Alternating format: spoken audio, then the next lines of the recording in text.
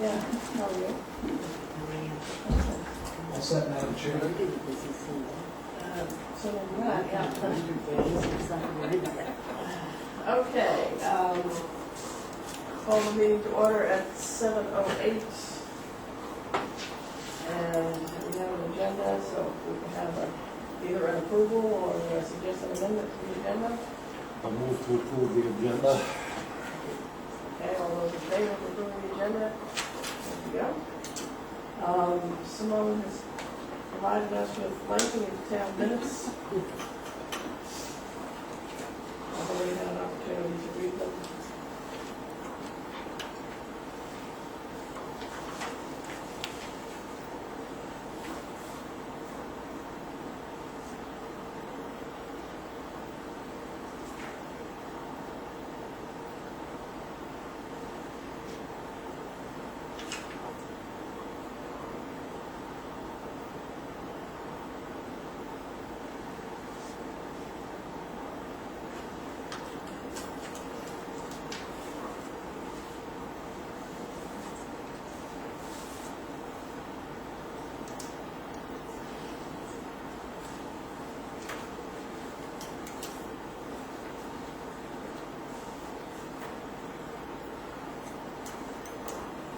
I make a motion to approve the minutes. As written. Do I have a second from the other speaker? I read them earlier. so.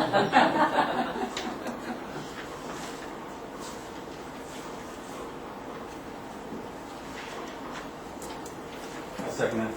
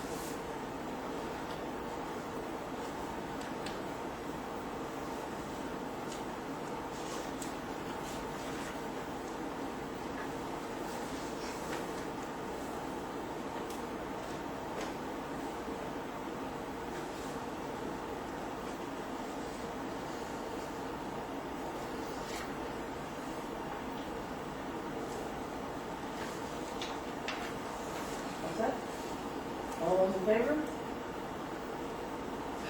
Okay. All right, last meeting, we looked at in terms of, presented as bullet points, the language in the future land use plan for R1, R2, and R3.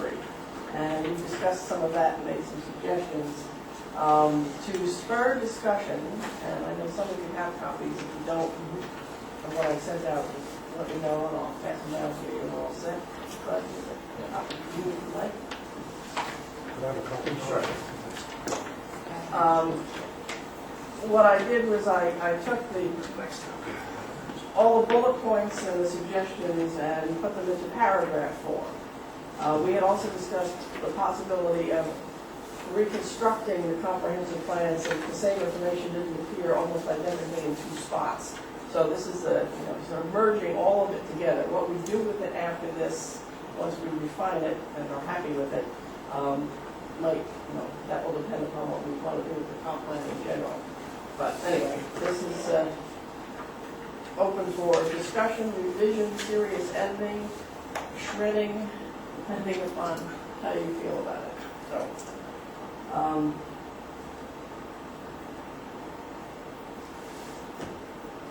I guess the logical thing to do would be take this paragraph by paragraph. I'm making a suggestion.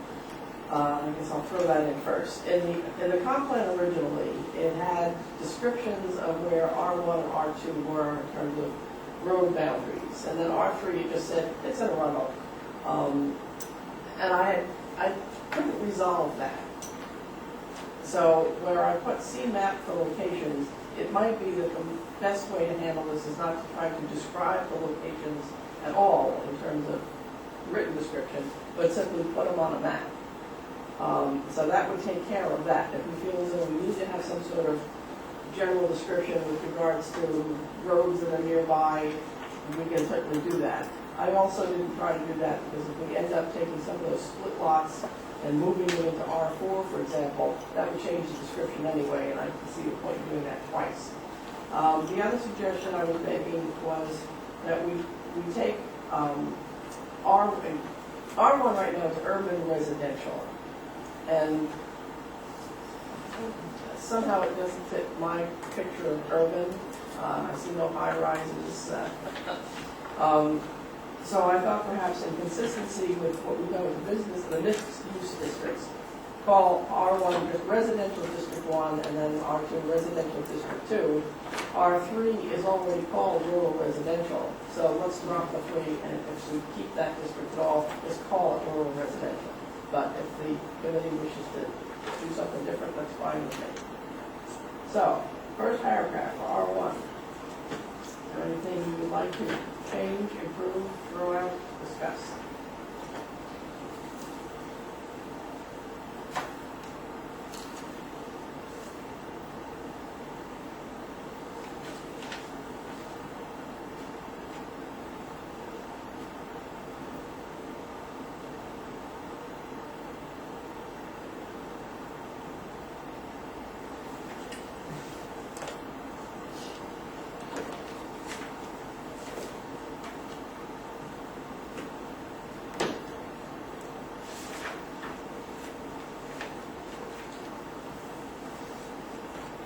What's the intent? Yeah, first paragraph, remember?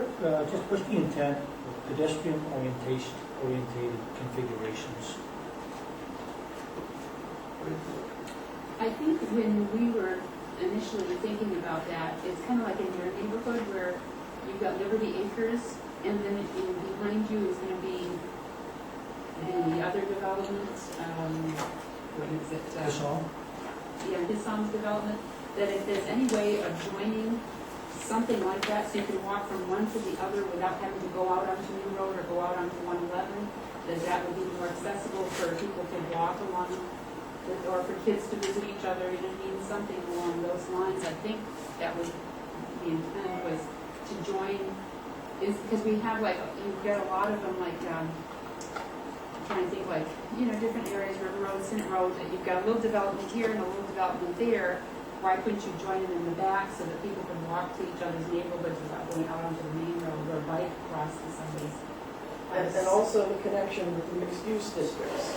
So if you had somebody who had a small store or a coffee shop, that there would be pedestrian access to minimize traffic and just make it a neighborhood atmosphere.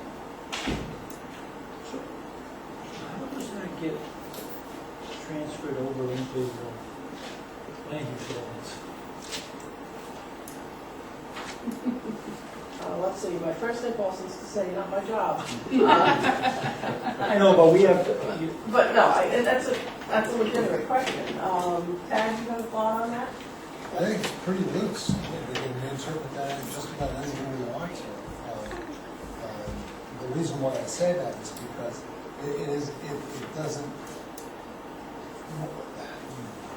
we can interpret that a whole bunch of different ways. And the question is, what is it that you want the planning board to achieve?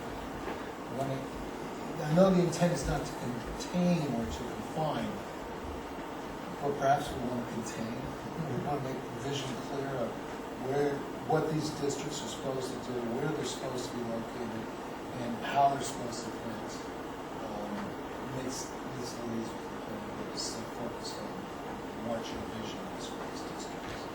So, It translates to the ordinance by what uses are permitted based upon, and also where they are. and where they are. Well, but yeah, that's- I think that's what I was about to say. Right. Our R1 is in two distinct places, and right now it's two, it's almost like it's two districts because they're not connected.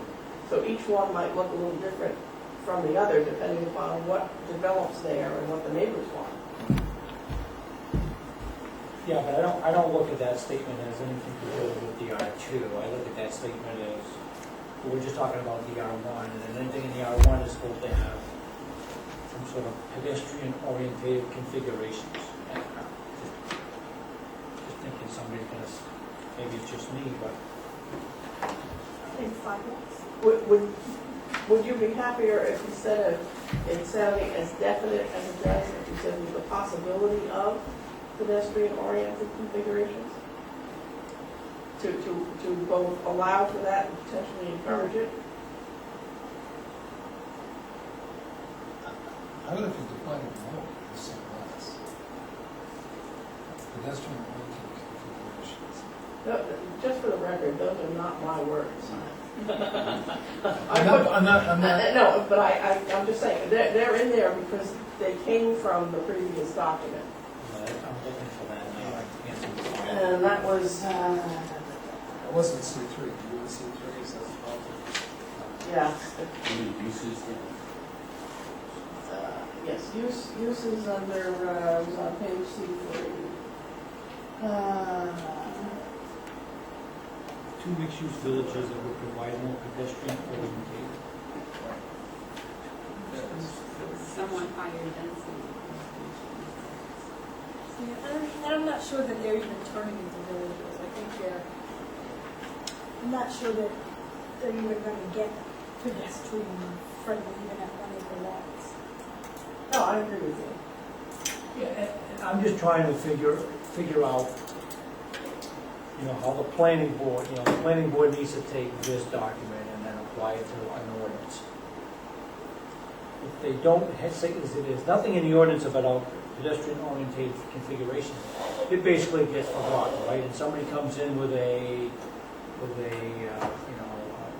subdivision.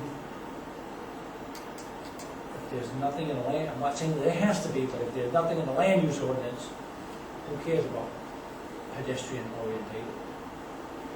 I mean, obviously, we want to make sure that we try to, make bike paths and, walking paths and what have you, but I don't know, maybe it's just not. Well, right now you already have requirements for sidewalks and subdivisions. So You have what else is that? sidewalks and subdivisions are required. In subdivisions? And that's okay within the subdivision, but it's going outside on that. It's connecting between subdivisions. The thought is, as you build up, as you Because, infill, basically, that you create connections between these neighborhoods, because that will happen one way or the other. That'll happen either formally or informally. Let's so one lot, let's say that, I'm going to use Liberty Acres as an example. There's one lot that's open there that has no house. I don't know if it does or not, but let's just say that there's a lot there. Somebody buys a lot and puts in a house. Planning board will never see that anyways. It's one house, it's one. So how does this stuff from here get transferred to an individual home, or does it even need to? Well, maybe it doesn't. I guess what I was just about to say is let's look a step ahead, because R1 also allows for, in the event and a miracle occurs, excuse me, and there's sewer and water, allows for the half-acre development. All right, well, now you're looking at houses potentially packed much more closely together. And since both R1 sections are adjacent to existing mixed-use districts, Alfred Road District for the northern part, and I guess it's PB1, the southern part, that lends itself logically to more connections between the homes and the business district, potentially. So, not tomorrow, but maybe in 20 years or century. Things will so quickly. I don't know. I would have stopped at the neighborhood. So, it's a reasonable suggestion. Does that make sense? Again, we could see. See, like my thing is, I kind of I like the fact of the possibility of connecting neighborhood to neighborhood and neighborhood to businesses if, if that's a possibility, if that's, can be. I don't disagree, I'm just saying, how do you, we put it here, But if it's not here, but are they even gonna consider but it? how does the planning board even look at it? Because 9 times out of 10, 9.5 times out of 10, the planning board doesn't even really look at this comprehensive plan, only when they're doing their ordinance reviews. Is that something that the planning board could consider, that if one subdivision is being proposed, like adjoining another subdivision, would they try to connect the two to make it more pedestrian friendly? That does exist in the current ordinance, but it's not really always considered. Because we haven't had subdivision in a while, so they're rusty. But And it's not just subdivision, I think it's the individual homes that you have, because there's plenty of individual homes. There are more individual homes being built than there are subdivisions by far, so, and these are on non-subdivided lots. Or subdivision. well, that goes beyond the planning board. Yeah. The planning board doesn't have authority in those situations at all. And that would be, if you wanted to have some sort of master plan for connecting those individual lots, that would have to be something that's in this, the code enforcement or the selectmen lots. Or a town program. So the town street tree program, or town sidewalk program, to provide infrastructure on the maintenance conditions, that's something we can Do we make them do sidewalks in all subdivisions? do. Tendency not to do that, we get way into the shed because there's no way to tradition. They do get rid of it sometimes. But They what I'm saying is, under normal circumstances, no matter what zone you're in, if you want to do a subdivision, usually sidewalks is one of the things. It should be one of those things, Okay. especially in the plus. Also, Well, I'm just understand- Yeah. trying to find out if this is just to this area or if we do it. Because Fairway Drive doesn't have some. No, it doesn't, that way. Some areas. Some areas they have, some areas they don't. And A see, lot of them have it way, frankly speaking, as I said, many of them are way. See, I have no problem with not having sidewalks, because I understand plowing issues, but I would see a little bike lane or walking lane not being, and not being something that would be a plus to have along the edge of it. So you have a little wider road for that to be allowed. Yeah, Instead those are of usually sidewalks. painted, those are usually painted, so they're not. And you have a little wider paving area. Right. Instead of sidewalks, you just increase your paving, so in the winter when you're not walking on. And it's easier to maintain, it's easier to, It's actually cheaper to do sidewalk. Maybe initially, but in the long run, I think it's cheaper to maintain that than it is to maintain and follow sidewalks. Yeah. Oh, yeah. Right. If you're municipality. I'm not even It's sure town that road, paving I mean, if it's a is cheaper subdivision, than doing Town road, sidewalks. well, no, Sidewalks are subdivisions, expensive. most of our subdivisions are not town roads. And even so, Right. you travel your own sidewalk. There's not a whole lot of Oh, yeah. subdivisions that aren't town roads anymore. I'm sure there are. I mean, the new subdivision, your policy on the new subdivision. We just come to town Only meeting. one, we had one. We've So I had- went down on Post Road. And Talbot Extension, Talbot was extended, there's Talbot Drive Extension. Common drive is, But we haven't had that in the subdivisions. Fairway Drive, I think, will be coming up very shortly. Fairway Drive, Haley Road, Right, we haven't had new subdivisions in a long time. all of the Hillsong stuff, Right. that's all new subdivision. Right, but that has not yet But got that's, built up yeah, yet. this summer, that's going on That's gonna take a long 7 time. years or, Yeah. 5, you know. But you have Timber Ridge and, Kayla Drive and all of those have been accepted already. So those went in like, maybe 20 years ago, but they're not all town roads. Bridge is off, Thompson. Thompson Road. Oh, that's why they, yeah, okay. Timber Ridge, there's Foxcroft, those are all town roads now, those are all subdivisions. Have we done Rockland Lane yet? I think that was accepted.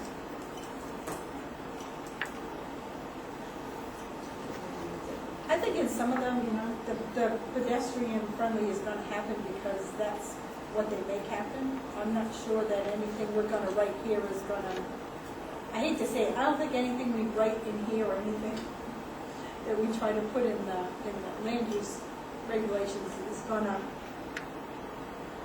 force a pedestrian-oriented configuration or the link to businesses. I think that would naturally happen. I'm kind of inclined to agree with you. I'd also like to just mention that this is R1. I mean, a lot of the places we just talked about are not R1, so that it doesn't matter. Right. I would make a suggestion at this point. Quite frankly, I didn't expect to get hung up here. But that's okay. If instead of the word with, we said high-density residential neighborhoods encouraging pedestrian-oriented configurations. Would that make it easier? Yes. How about connections instead of configurations? That works. So encouraging connections?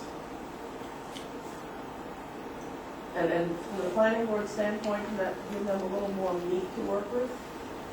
It's a little less vague? Well, I'm not sure that we're looking for connections of the pedestrian oriented. Because if they're not configured as pedestrian oriented, then how are they going to connect? Well, I think connections is it's an easier word to get the mental picture that you're going to be able to go from point A to point B without catching a bus. Okay. Configuration is, I don't know, more vague, I think.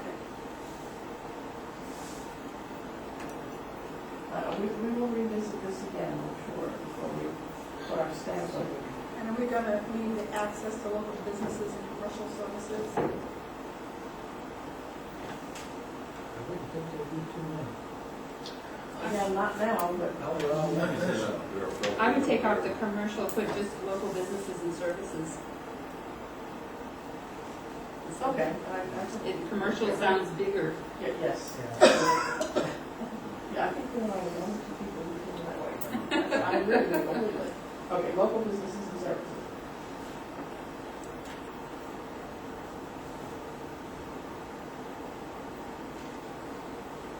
Okay, I'm on to the next paragraph. We're all set? All right, we've gotten through the first sentence.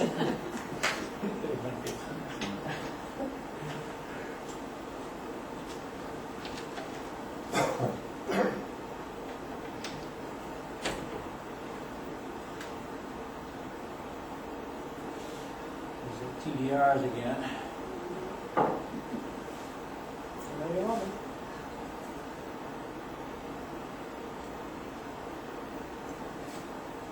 You want to jump in on this one, since you haven't highlighted? Design standards are a minefield. I like them, I think they're great, but you're gonna get real pushback with design standards. But everything's a design standard. The zoning ordinance is a design standard.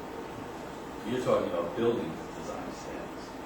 I didn't write this. I understand that. But you know the pushback you're gonna get. I mean, we've heard of it, public hearing, Yep, we do. all the time. Yep. And I think it's appropriate, but I'm just trying to voice the concern that you're gonna hear why you're telling me what kind of house should be built, and what it should look like, Yeah, and this roof should be made of, neighborhood. and what it should be gabled flat, or whatever. Is there another- Particularly from folks in the business. Well, residences too, I I would think to some extent. Yeah. Is there another way to say, because really what we're getting at there is not the detail that people react to. but just that in order for it to work with that higher density, we have to have some rules. I'm not So disagreeing. how can we say that differently? And say what we mean as opposed to what this implies? What kind of rules? Why don't we start there? What kind of rules are we telling? We're not telling people what kind of architectural styles they have, are we? Or are we? No, we shouldn't be. Okay, so what So are the design standards we're talking about? Are we lay out saying lots? mobile home, no mobile homes, or, as opposed to, I didn't mean that as that, I heard that you're talking about structure. well, So, yeah. Part of it. that could be part of it, because if you get, if I have a lot in an area that all of a sudden, I have public water on and I can put 2 houses and I decide to put 2 mobile homes on it, and the neighbors all have little cottagey houses, is that gonna be something that, I'm gonna play devil's advocate here. What's wrong with that, my property? well, that's just, Yes. that's why, if you have certain design standards, is that prohibited? Or would you wanna prohibit it, or would you not wanna prohibit it? I'm not in a residential area, I wouldn't want to prohibit it, I think that's what they're going to do. We're in your town otherwise. You would want to do that? I said, who are we to tell them what to do? That maybe, Right, okay. that's what they want to do, and it's their land. But why don't we reverse the question? What we're looking at here is the end of that. As long as groundwater quality is protected, or public community water supply and sewage disposal is utilized. So what is there in this phrase, conform to established design standards, that would affect groundwater and sewer usage, assuming the public variety is not available? Is there anything? Well, is that the only goal to protect environmental? I don't think so. Well, Depends what you consider environmental. Environmental is quality of the neighborhood. And that but it is, doesn't say that that is here. something, yeah, no, that's actually, I think that's what Tom's getting at. It's actually, that is what design standards is. It's talking about preserving the quality of the neighborhood that protects property values. And also encourages improvement and rapid home turnover, if you want. You want to sell your home, it's not going to take you 375 days to do it. You do it in 90 days, 30 days, whatever. That's part of, that's why people seek out those kind of neighborhoods in many cases, is that it's a good environment for the kids to live in, it's pleasant, everything looks good, I can flip the house if I need to quickly. I feel stable. This is a stable neighborhood. I mean, you see that in a lot of restricted covenants, Yeah. developments, and people gravitate to those Yeah. things because they know nobody's gonna put up something that's garish and doesn't, blend in with the other homes. It's all got a, uniformity to it. It's got a Consistency. certain Yeah. consistency, or at least a consistent level of quality, so that I know I can sell my house. I don't lose value on my Right. house. And everybody wants to achieve that.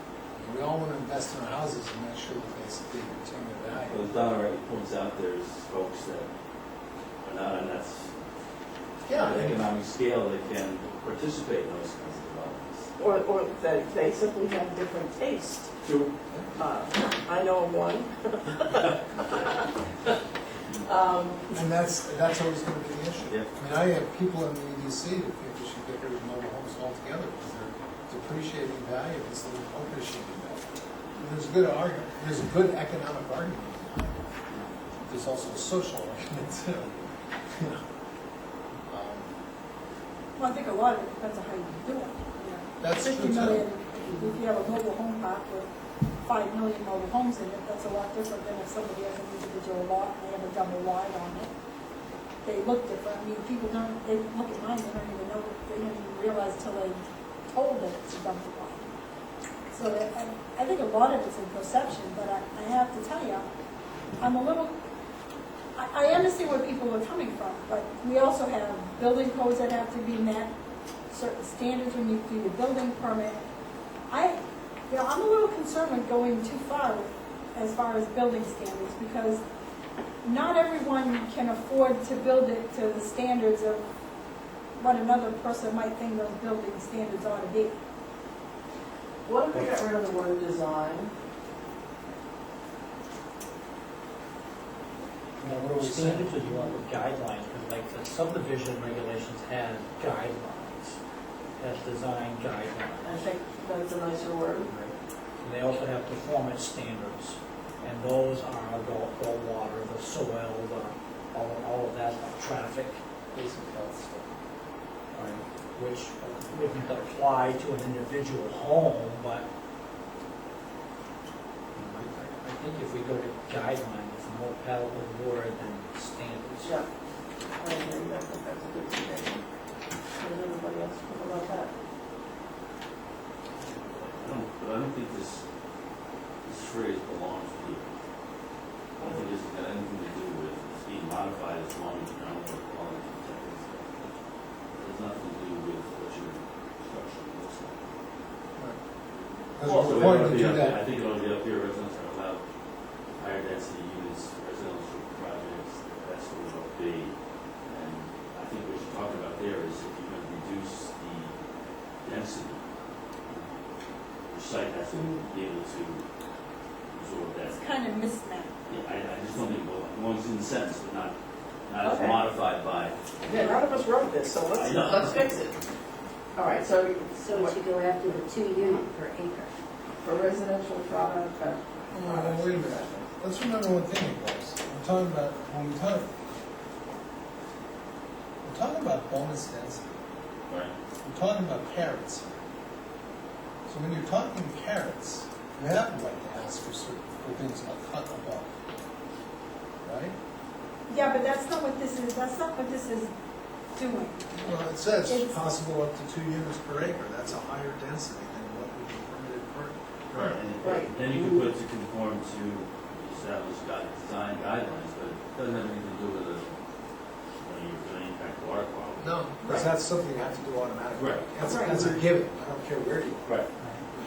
So, but if you look at design standards and really make it clear that this is a bonus that's being Yeah. given, and in any bonus situation, you meet that bonus standard, like, yeah, you get to write off your mortgage interest, but you have to have a house to do that.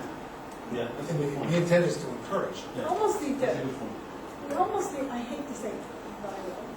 We almost need to separate what should be there from what could be. So it's really a 1 acre, it's really 1 acre lots in that area. And so, to me, the first part should be that this is a 1 acre area. It's residential, an open space. Okay, so if we said residential uses are allowed at a density of 1 dwelling unit per acre, period. Yes. Okay. And then you Get rid get of the word into, with. Then you just start with Higher- higher density, higher density. right. Is possible, we need a verb, up to 2 units per acre for residential projects that conform to established guidelines. And those residential projects would fall under the subdivision regulations. Which conform to established design guidelines and performance standards. And the performance standards covers the groundwater quality protection and all of that stuff. You could eliminate most of that.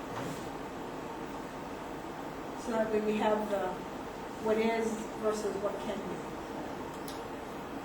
Instead of, as long as you put including groundwater quality, protection of groundwater quality.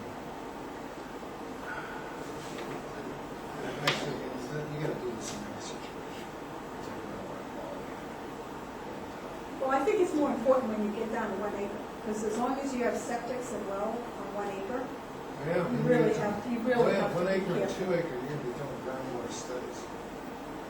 You're gonna have to, with soils, absolutely.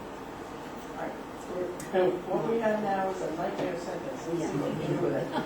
Okay, higher density is possible, 2 units per acre for residential projects that conform to established design guidelines and performance standards.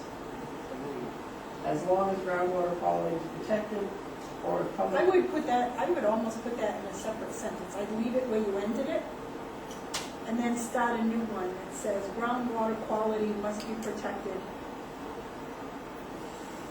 Or if public community water supply or sewage disposal is utilized, lot sizes could differ. It's almost like it's, But I don't think we have to get into too much. I think if you've stated those, you stated the guidelines, did you state the performance standards? I was reading while you. Yes, I said established design guidelines and performance standards. So that stuff that Diane is talking about, that's Yeah. in those performance standards. So But while even we if- have to rehash it here, there should be a general, and then it gets transposed into ordinance and the subdivision regulations. Right, but- Backwards, you said you already got standards. Yeah, This is the document that tells you what you're supposed to be doing. right. Yeah, I think yeah. the word established is Yeah, probably something we should use either, because that sounds as if they're already there. and you're Okay. talking about subdivisions where you could have a one lot, just one lot, having, That's two houses That's on the it. only place you can do that. that wouldn't fall under your subdivision standards though, was one lot with two houses. Can't have a lot. Right. Well, let's say three, let's say multi-family. Well, dwelling. no. If somebody had a 1 acre parcel, with the way this is written, they could have 2 units on that 1 acre. If that were to happen, they would not fall into a subdivision. Well, because it says for residential projects. So a residential project is a subdivision, it's not an individual lot. A residential project is a subdivision. Not Not necessarily, I consider my house a project. We won't even go there, will we, Simone? You know, but Yeah, but in the scheme of the ordinance, your house is, maybe you, but Right, but I would read it as well, as just the project of the fact that if all of a sudden they're running, they're running like all of a sudden sewer runs by my 1 acre lawn, and I wanna put 2 houses on it, like Diane said, I'm not a subdivision, but I can go ahead now that I have city water, city sewer, to do that. You'll have to divide the lot. yeah, you can't do it. You have to divide the lot. Yeah, but it doesn't, if it's not subdivision, it's just 2 lots. It's filming. It's not a subdivision, so Yeah. I just need to get a building permit. Yeah, I know, but what I'm saying I want is you you to have to sit right divide here the and lot. Right, yeah, but I don't have to follow any subdivision regulations. And if you don't have sewer. Well, it's still you're gonna have to transfer subdivision. your Understand something, it may not fall under the regulations, but it's still a subdivision, because you're dividing 2 lots. Right. It's not a subdivision that's regulated, Right. it's a Well, subdivision. then, maybe that should be spelled out. That if you're gonna do 2 units per acre, then you need to follow the subdivision guidelines. Or something that's gonna tell them that they have to follow all of that. I don't want some, sorry, don't take this offensive, I don't want some lawyer coming in and saying, We don't know anybody like that, do we? No. well, I'm sorry, but really, I can envision that. If people think that they can split their 1 acre into 2 because they can show by some engineer that they can do it, then the only standards they would have wouldn't be subdivision standards, because it's not a subdivision if it's just a 1 acre lot being split in half. What if we said, instead of residential projects, residences? Get rid of the word project.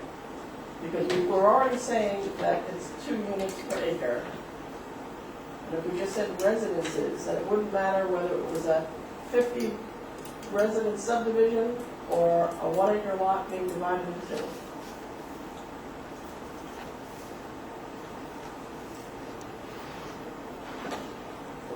Page 10, Yeah.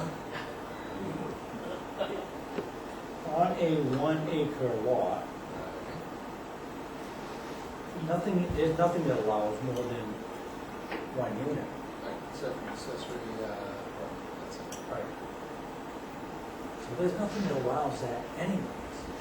Now, But there will be. the ordinance based on this, the ordinance can change to allow it.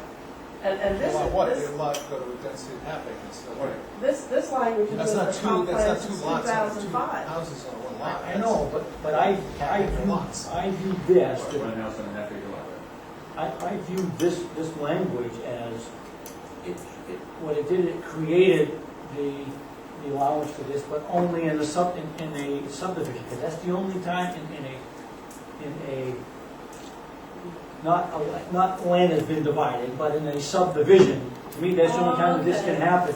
Now I see where he's going. This is the only time that it can happen, is when you have to have more than one dwelling on a 1 acre lot, is you have to go through the subdivision. See, and I don't see that. I don't either. Because there's nothing that, I don't think there's anything that allows it. Can I make a suggestion? Pretend for Under just the a minute, ordinance now. pretend for just a minute that we just incorporated this town, we have nothing. We're writing a comprehensive plan. There are no ordinances. And, Be honest. and I look at a residential project as a subdivision. That's why I'm suggesting we get rid of the word project.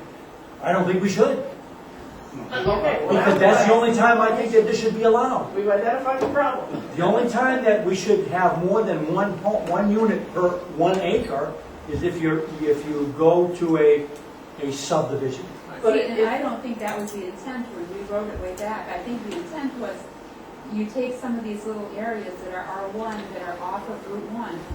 If they're just a little bit off of the business area, but they're still in residential, and you run city water there, you can put if you're on city water, like Biddeford has areas of city water but private septic, they can get higher density in those areas just because they're on city water, because they don't have to worry about what they're drinking, you know what I mean? So we could have that potentially happen, that where we have people on city water that have a 1 acre lot that want to put 2 houses now because they just have to worry about their septic groundwater leaching and not necessarily their drinking water. How do you trigger this? Huh? How do you trigger this? Really? Seriously, because it's a bonus system. You don't automatically get this. You don't have a 1 acre lot. No, you gotta show you preserving open space or you transfer development. How do you do that? How are you gonna do that as an individual? Show that you do I don't know how you preserve open space if you got a half acre lot. That's right. Yeah. You're not gonna do it. You're not gonna do that, but you It's could going to transfer be in a development, project. right? It's going to be in a project. Yeah. I will guarantee you it'll be in a project. I, Because that's Well, the only I thing think we what it can is, Maybe you accomplish should this. change the word from project to development and put residential development. I think it's not worded, I think it's not, I know what the intent was, because I was there. This was already written when I got there. I think What was the I intent? think he's We- correct, and she's correct.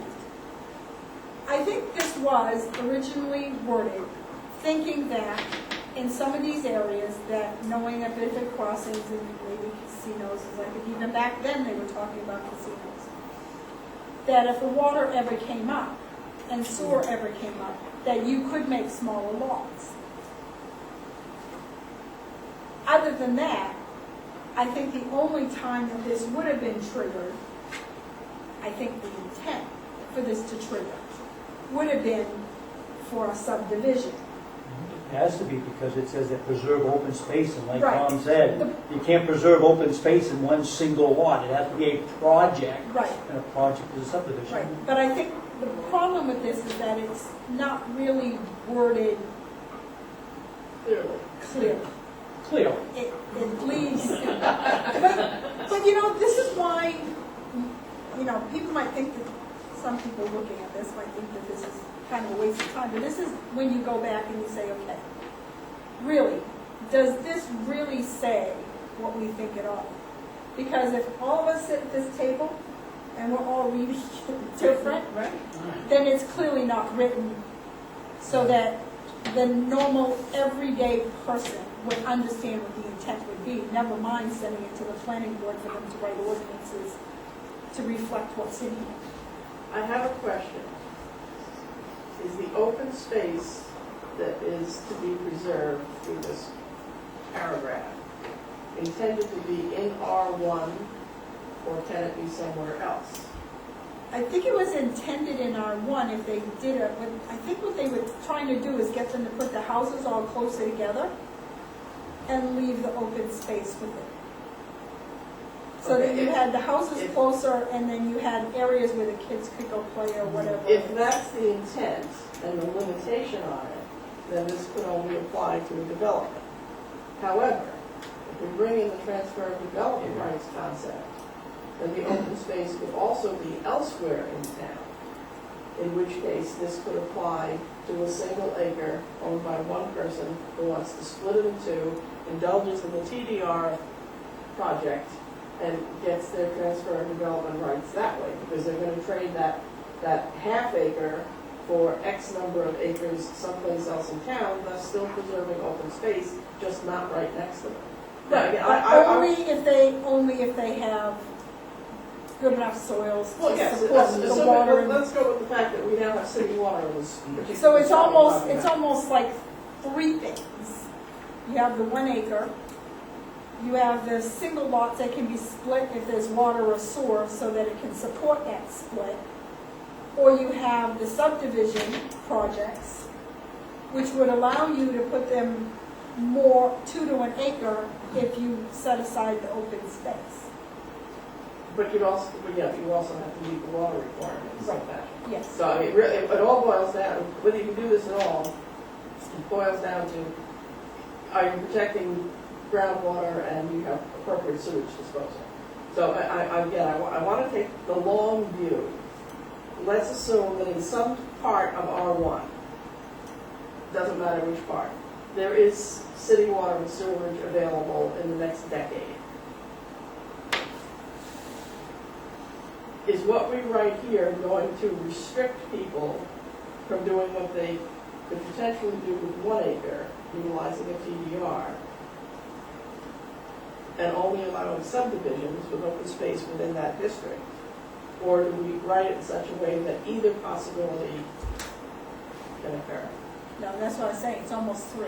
It's your regular 1 acre, if that's all it But can you can just support. do that, Right, so, right, but the way, in this writing, we have to put the 1 acre there. yeah. Or it's 2 houses on an acre if you have public sewer, public water, and the soils will support it. Or the subdivision, or the 2 acre with open space, or, so it's kind of like, to me, it's almost like 3 different. I am against, my personal feeling, I am against somebody taking a 1 acre lot and splitting it in 2. Why? Because there are no rules, there are no regulations, it's basically just a building permit. So, what's the harm? The difference is, when you do it in a subdivision, there's more of an oversight, there's more of a chance to, for neighbors, for everybody to make that discussion and make it work right. In this case, when it is just one individual, But why restrict that one individual? because I think a 1 acre is small enough for a house lot. Ah, now. And, I would tend to Whether we agree, get but city the water or problem is- not, or city sewer, I think 1 acre is small enough. You start, compacting, and that's okay in a subdivision where there's open space and they create a whole bunch of open space. But This district is to create high-density residential neighborhoods. I think 1 acre is high My enough. That's why I like urban again. It's just a thing. My guess is that if we went out on the street, we got 20 rural residents, and asked them what their minimum lot size is, we're gonna get a number of different answers. You think 1 acre, I don't even tell you what I'll vote for, because it's, so, John, you tried 3 times to open your mouth, that's something. Give it a shot now.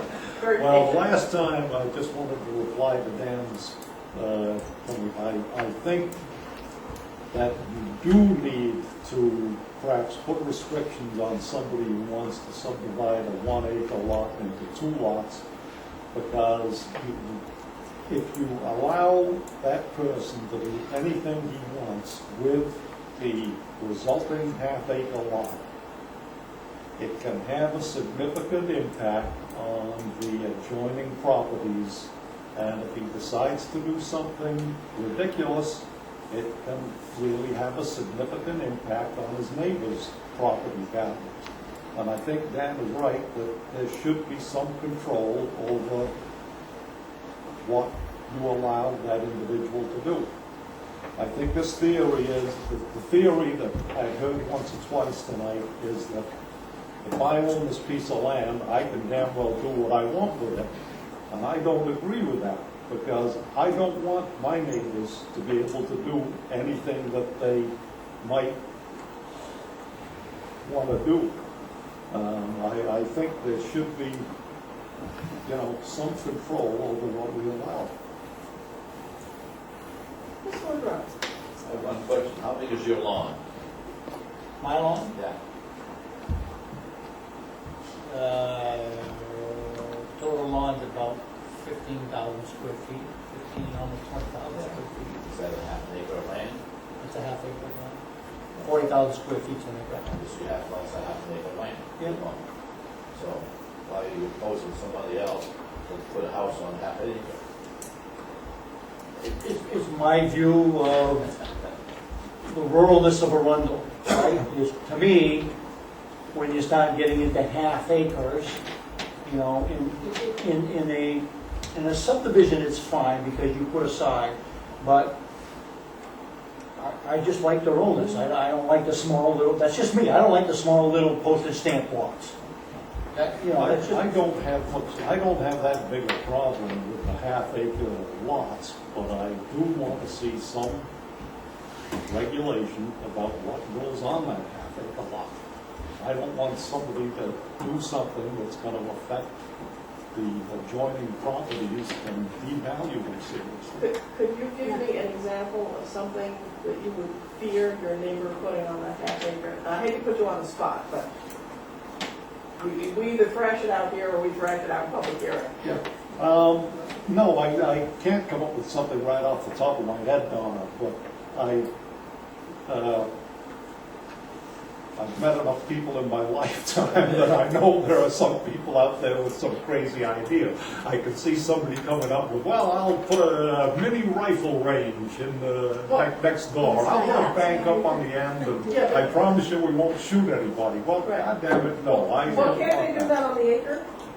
Can they do that on the acre? Yeah. If they can do it on the half acre, they can do that same thing on the acre piece. Either way, you must keep your head down. Yeah, but what's your point? We have some regulations about what we can do on the 1 acre lot. Well, that wouldn't change when you have, all we're saying is that instead of putting, if there's your acre, all we're saying is that instead of having a house here and the rest of this open, you could potentially have a house here and a house there. But it won't change in my mind, as we're talking about this, it wouldn't change the potential uses. Okay, as long as that's the case, I don't have a problem. We're talking about a residential area. You put in houses and, Madam Chair, sure. I'm gonna have to poke a pin on this thing for you. You can't do it by state law, okay? Which, Without sewer and water. Well- 20,000 square feet, right? fine.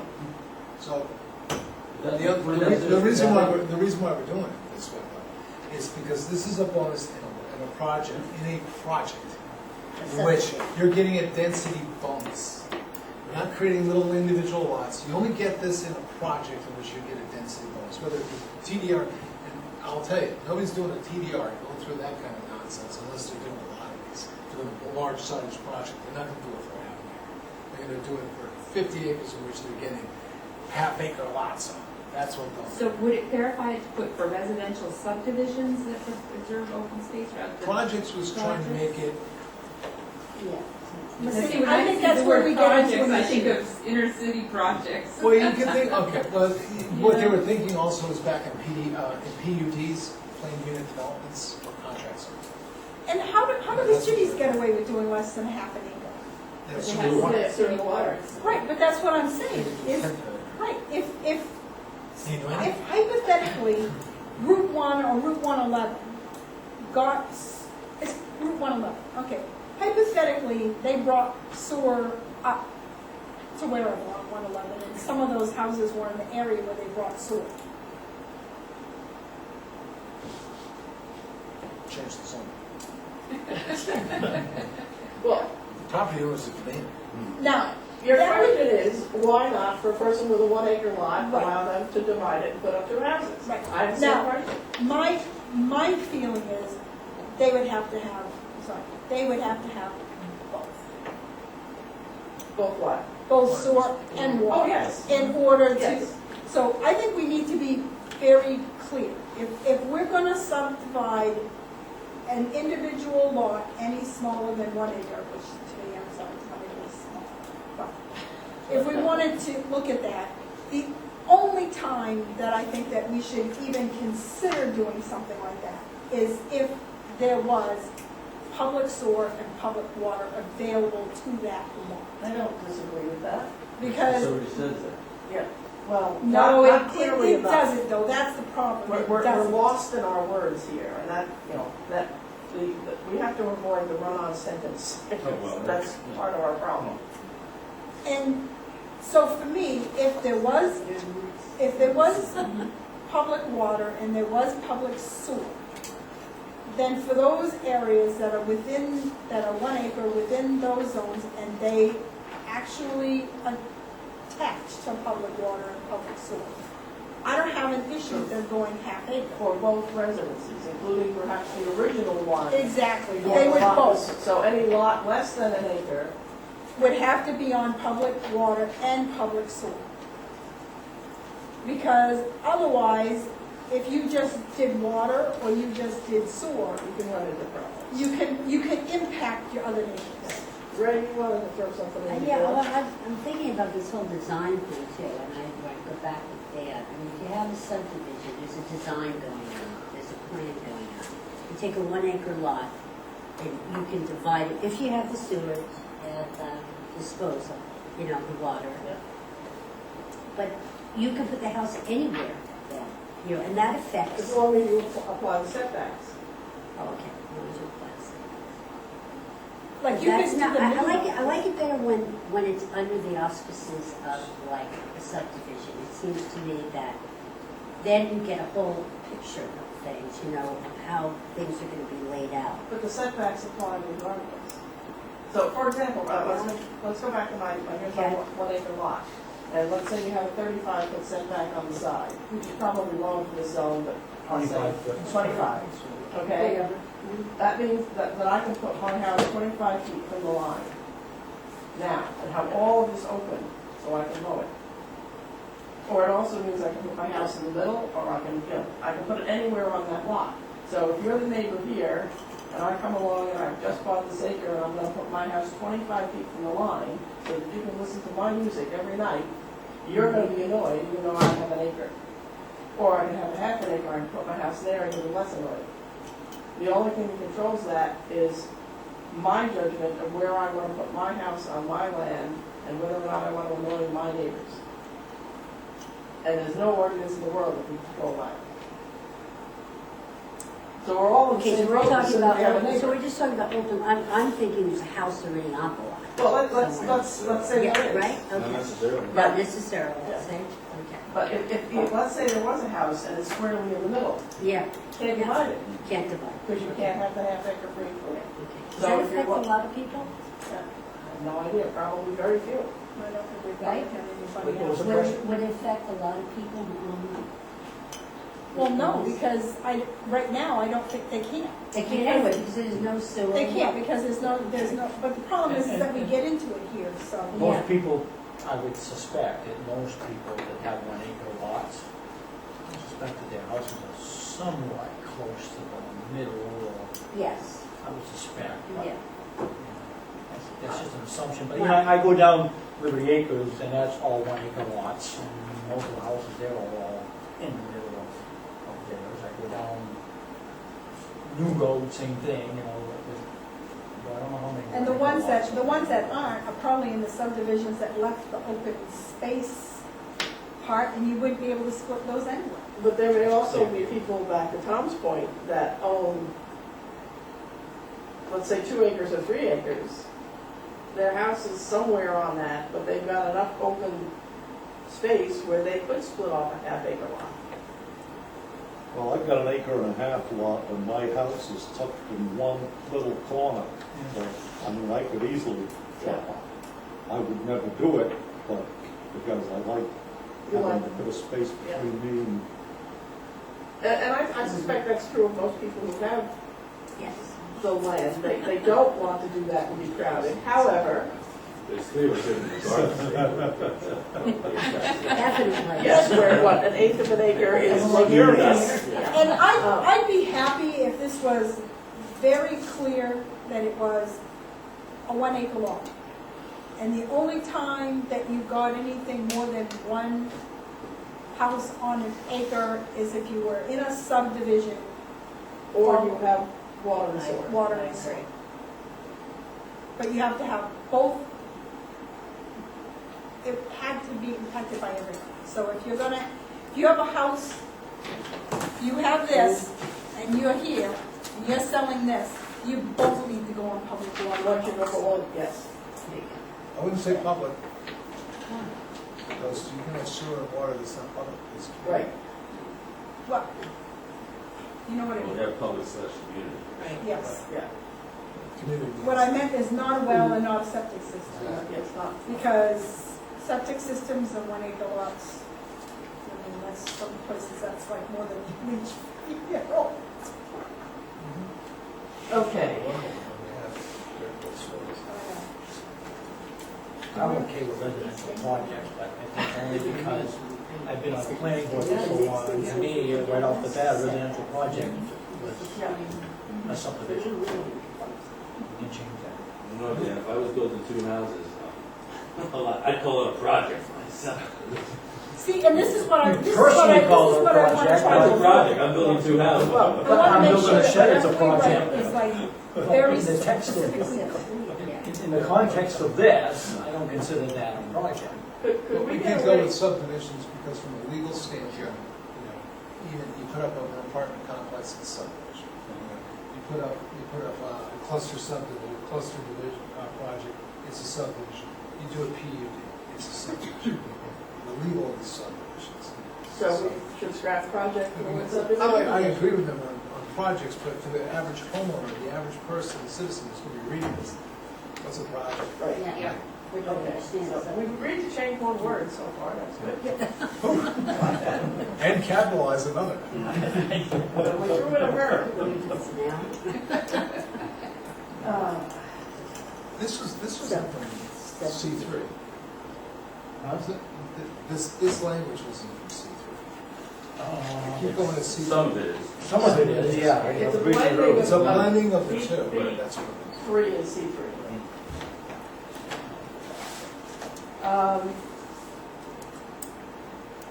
We have 2 choices at this point. I think we have a suggested concept for this. Do we want to beat the sentence to death as a group? Or would you like me to beat it to death privately and bring it back to the next meeting, reflecting the concept we discussed? Your I'd call. like you to do it Privately, and then, Yeah,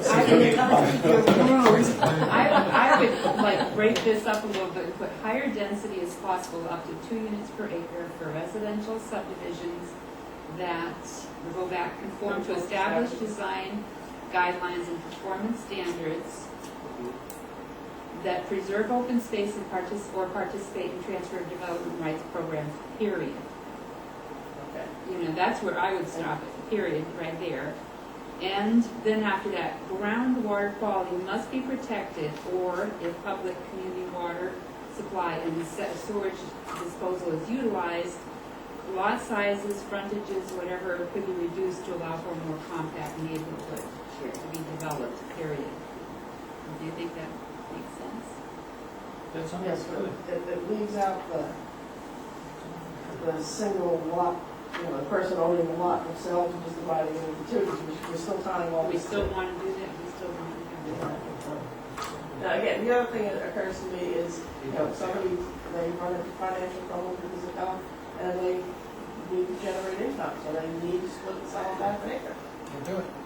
Well, if We're they're, not if providing they've got, open space. if they've No, no, no, got we're saying- public water, public sewer, community water, He community said, sewer. yeah, if they meet all the requirements, she's saying, right? So in the future, because this is supposed to carry us into the future, in the future, should they bring water and sewer to any area that has that's District 1, and they hook up the public water and public sewer, they can split it one half acre lots as long as they meet the other So, setbacks. so seriously, when you take a look at R1, do you really think that's ever gonna happen? Public water, public sewer in R1? ever or in our No. lifetime? Yeah, ever. Ever, But yeah. I think Kat's raising the point, I mean, the whole point of this is that open space is somehow going to be preserved as a condition. That's the condition. But maybe, Sorry, the hardship maybe, isn't. maybe it doesn't need to be for a single acre of landowner. But the bonuses are only provided for projects, subdivisions, for larger projects that accomplish these goals. That was the intent. Well, originally, I think if kind you of start agree getting with Ray, into though, this, at then this- you're gonna start messing with some areas that where you can't really, would be a serious problem to divide a piece of property into half. Might not have the frontage, it might not Then they have, can't do it. well, then we're gonna have to come up with standards for a 1 acre lot, which, a half acre lot, which doesn't exist or can't exist, because there's no public water or sewer. I'm wondering if we should drive off this bridge when we get to it. That's what Ray was saying, and I kind of agree with her in a way that, are we going too far into the future? They can, if at some point they do run public water and sewer, they can come back and. Then we'll come back and we'll redo this. This, they, We- or We they won't, can. we won't be here, I hope it's in 5 years. You know, but really, we could. but, Not yeah. R1.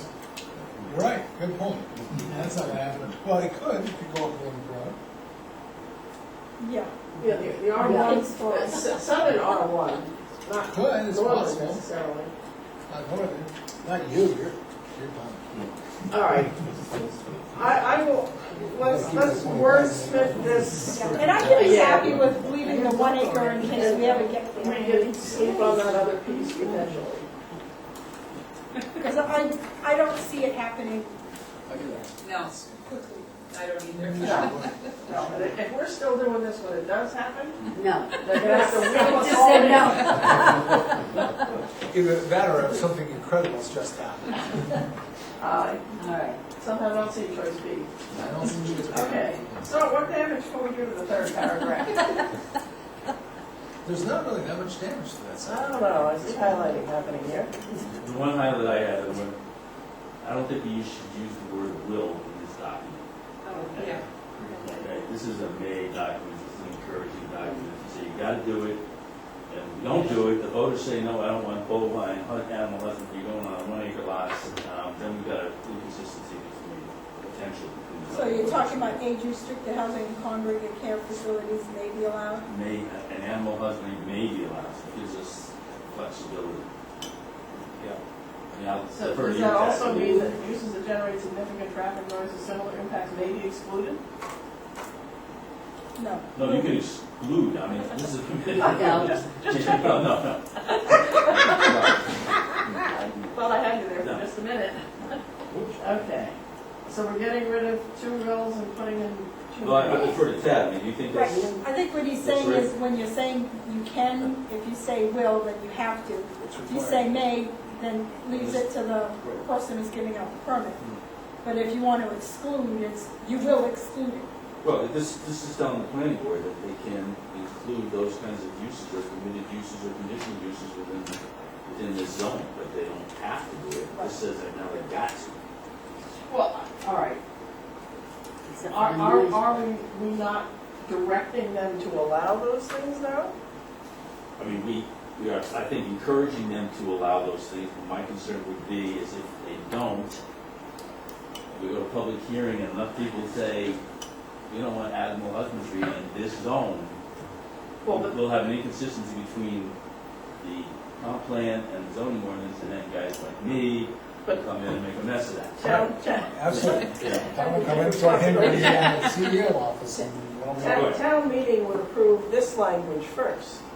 So if this is approved as you will allow these things are allowed, Yeah. and then the planning board follows through and says, okay, these things are allowed, they've already agreed to it, they can't be angry at the planning board. Well, they can. Well, I think what he's saying is they could. The question is, will they or may they? Yeah. The question said it all.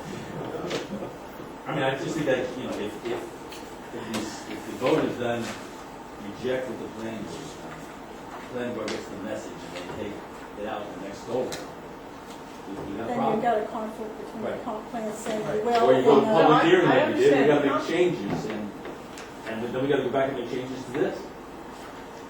I think You Tom won't put got the a word good may. point. Yeah, I think he has a good point as well, but I also want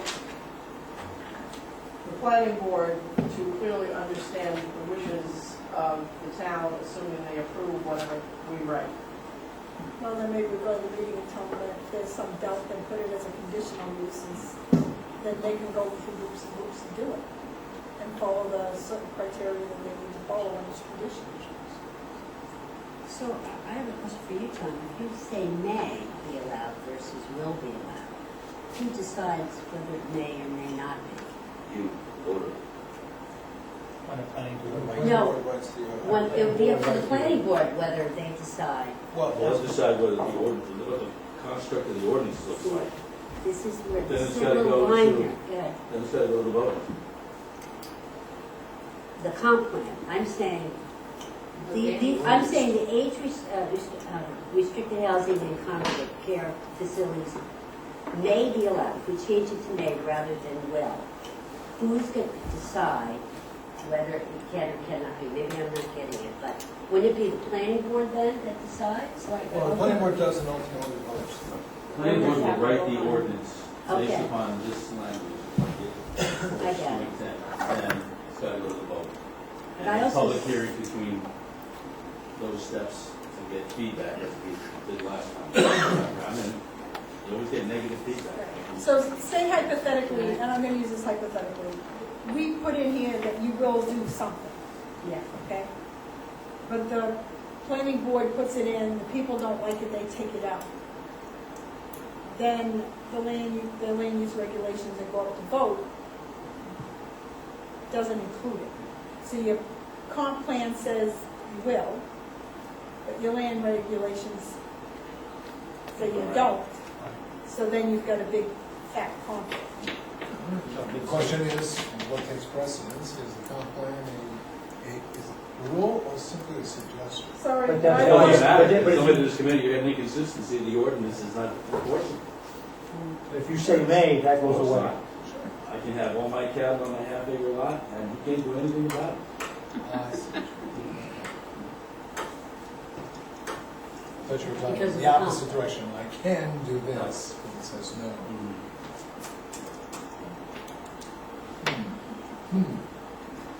Right. Well, I think may's fine, may's not enough for me. Yeah. works for me. No, and I can understand. You know, how about this, how about should? Should's a good word, too. Should works, if it does, if we get in a situation where we have the conflict, we can. I like That's should- enough. I like should better than may. I'm good. Oh, so long as it's Is not- that- I think it's the will. I think it's the will that causes I will double the say litigation. It's more intent than that. The Yeah, will you leads to expect the it to litigation. everything. I don't want to think of more litigation. So should instead of may. Yeah, I like okay. Unanimous on 3 words. After only an hour and 20 minutes. But this is why I do a quality product when we're done. Is there anything else in that paragraph that anyone has a difficulty with? Yes, sir. I have a question. This is the one thing, this is the only thing I was gonna bring up tonight, I'm sorry. That's all right. This is the only thing I was planning to bring up. What is the definition of non-motorized recreational facility? Beats the heck out of me. Where is it? The original comp plan. You could have a swimming It's pool, in the permitted residential you could have a swimming pool, you could have a water slide, first sentence there. Yeah. You could also have a badminton, tennis court, miniature basketball, golf course. miniature golf. But I mean, it seems to, because with the way we have a definition of recreational facility is a commercial operation. And the question is this a commercial operation Or is this home-based usage? It says permitted non-residential use. Guess that says it right there. So the question is, what are the limitations of that? Are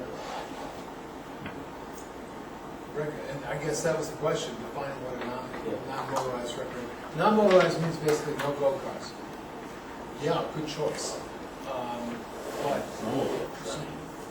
yeah, snowmobiles, all that stuff's out. So But, We're gonna put all those next to John's house. right, because he's got all that extra space. That's right. Your He's definition of legislated. recreational facility different than what's in there today?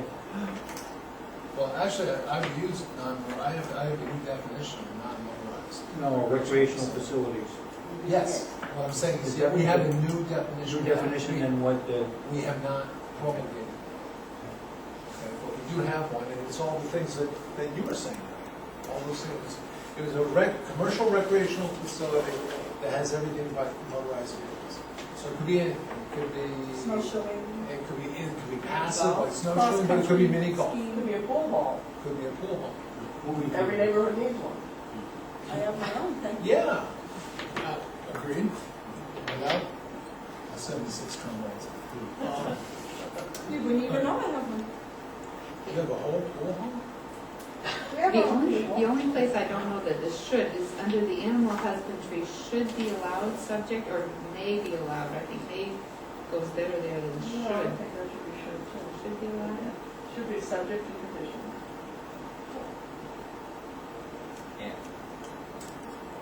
The rules are maze, Works fine. or the rules are should be allowed. species of animals should be taken. Will, I No, think. will. Will. Will works That is a there. will. We're done Don't at worry about pigs, those it's things. will. And someday if I have a few extra bucks, I'm buying you a plate. He doesn't know I'm gonna be putting them on my land. All right. We'll talk. Don't worry, Tom. Take care of them. I don't know, my. So, all right, back to our non-motorized recreational Yes. facilities. Yeah. With your new definition, Definition. they will still work here? Well, the question is that what you want? You want things like, in this kind of district, you want things like miniature golf courses and so forth, like you know, in a residential district. I wouldn't, but that's just me. Well, I don't think it's just you. I wonder if we need to define this better. Because remember, these things generate traffic. Well, If they're successful. If I they don't, forget it. I wouldn't be upset if we just eliminated that. So permitted non-residential uses include community and government uses and home occupations, businesses. So But then- currently, commercial is not allowed, but parks and recreation is allowed, based on definitions that we have. But that would be a government use, so that would fall under that. That's right. Parks and Rec is So government. if we just got rid of non-motorized recreational facilities, that solves that problem. But what if somebody wanted to do cross-country on their property or snowshoe? As a business. And they have 30 acres in a residential area. But Well, we need a passive, what we need is a passive recreational definition. And you could say passive recreation like snowshoeing, hiking. Passive recreation That's instead of what I- facilities. Is that non-motorized? In parentheses, just get some examples. I know it's sloppy, but Well, it gets the intent across. all right, well, I'll continue to play devil's advocate, because it's fun. Okay.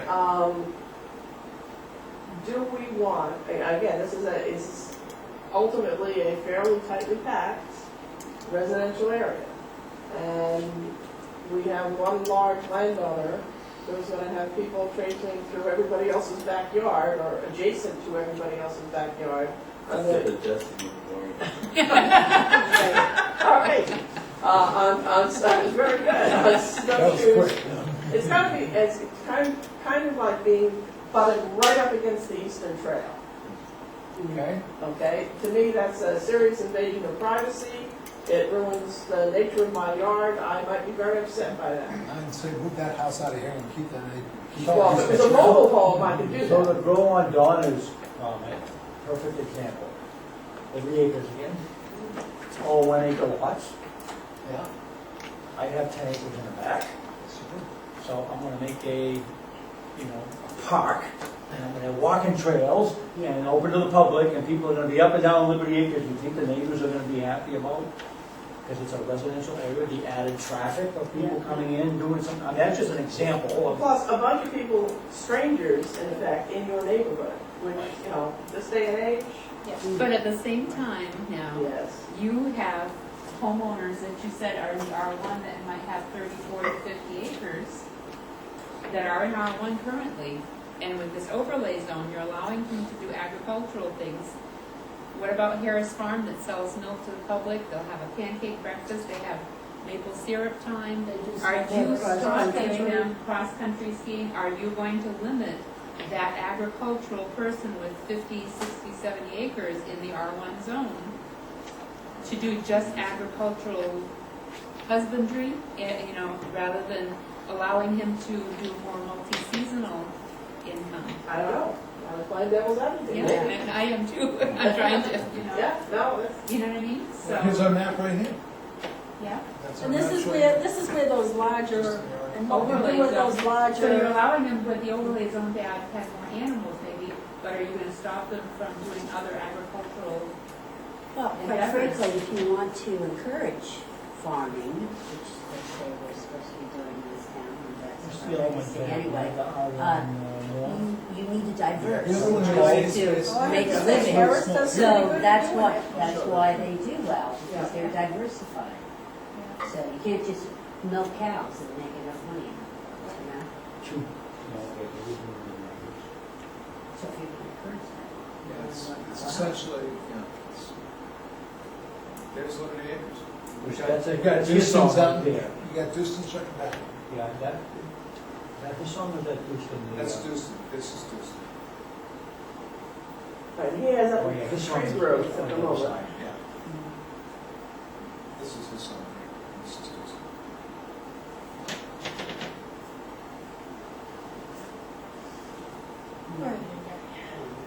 well, I mean, I can see where you might not want to have like miniature golf, but I think we can start getting into some of the other stuff that goes with agriculture. What if we said recreational uses associated with an agricultural operation? 'Cause, You right? Now, and the other little caveat in here is uses that generate significant traffic noise or similar impacts will be excluded. So that puts a potential cap on some of it as well. Like all of it. Well,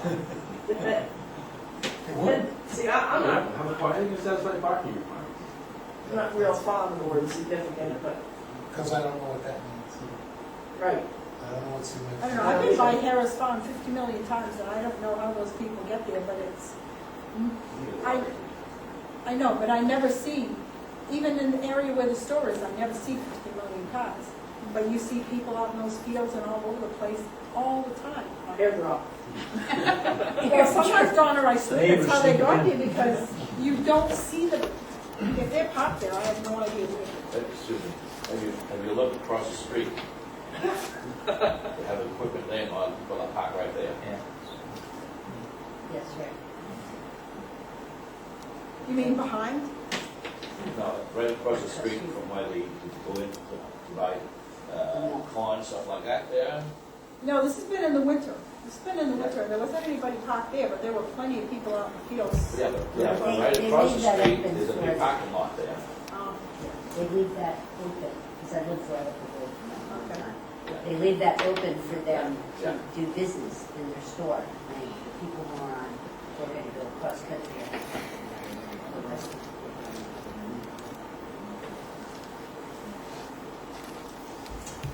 Oh, Let's go back to the first sentence. Yeah, the background, the Unless- first amendment. Were you working on a thought there, Chad, before I? Oh, I think it just ran away. Would it fall under? If you're talking about community use? recreational, you could say recreational and agricultural, agritourism, agricultural. All right, well, let's go to the Yeah. first sentence and see what we want to do with that. Do we want to eliminate the phrase non-motorized recreational facilities from the first sentence? So our permitted non-residential uses include community and government uses and home occupations, businesses. Does that get rid of the the rifle range and miniature Yeah, golf? that would get rid of that. Anybody else okay with that? Do we have, do you know if we have anyone in that area now that Your daycare centers. it's a parks and recreation facility is a conditional use In that district. in that district today? Do you have anybody in that district today that falls in that? What about the golf course, is that on the edge of it, of our line? That's not considered, that's got its own, it's not, it's got its own use.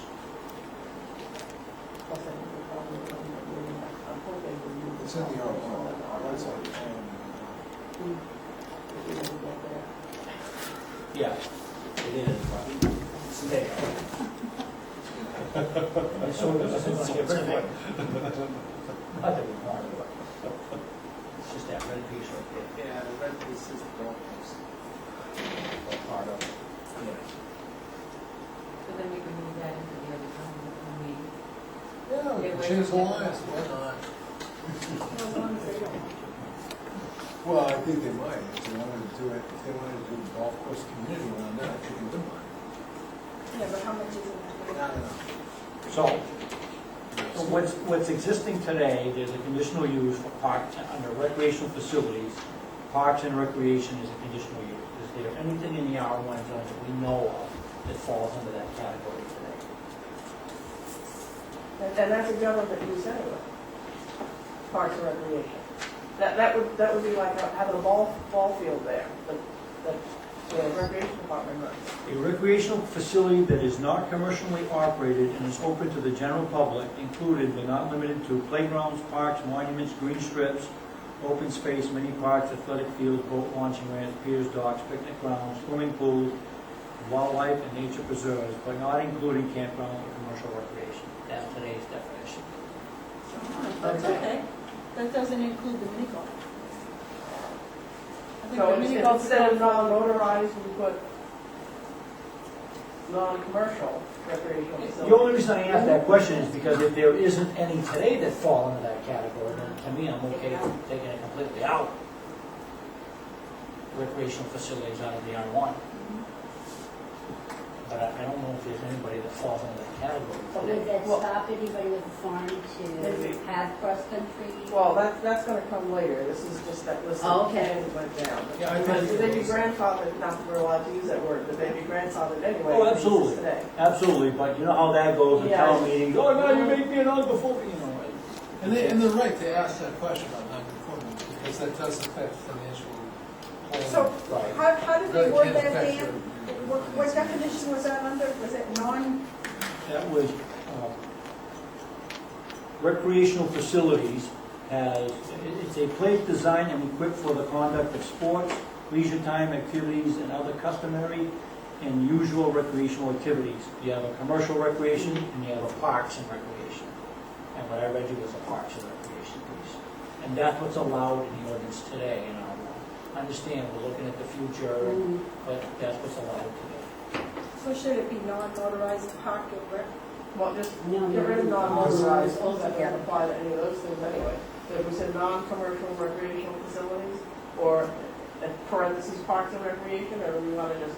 I wouldn't do Parks and Rec, because that definition could change. Okay, so That's non-commercial recreational facilities. Sounds good. Okay. Question though, Yeah. what if Audubon wants to come in and do something with a bud swing? And let's say down in Brimstone Pond. Well, he's an R4. He's so an it's R4. not- But, all right, let's say if we moved it. Okay. Oh, thanks, that's giving you ideas. I don't think there lots of more, that's more development. But let's say they did have a parcel like that and they wanted to open it public, but they charged the fee, is that commercial? Is that not, that's a non-profit, It's a It's non-profit. a non-profit, I don't know that would be considered commercial. that'd be commercial. I don't think it's considered commercial anywhere else. Like, Like if you Rachel charge a fee, Carson's not and considered entrance fee, Charge a commercial. fee for something, I don't know. Whether It's not a fee, it's a donation. The way it states right now, it Well says, said. any commercial enterprise which receives a fee in return for. That would throw in that. That's today's definition. I That's don't not know really who- much, but, you know, it's just something to think about. I don't think we have resources of that nature in the R1 district. Well, I mean, the other way Well, around coming that, up- you could say, yes, Audubon, you're very welcome, but you can't charge a fee here. You're in the wrong zone. Go down to Bud's place. Coming up on Saturday, you have a 5K race that I believe is supposed to start on Limerick Road going down the Eastern Trail, and I believe it costs $25 to enter that race.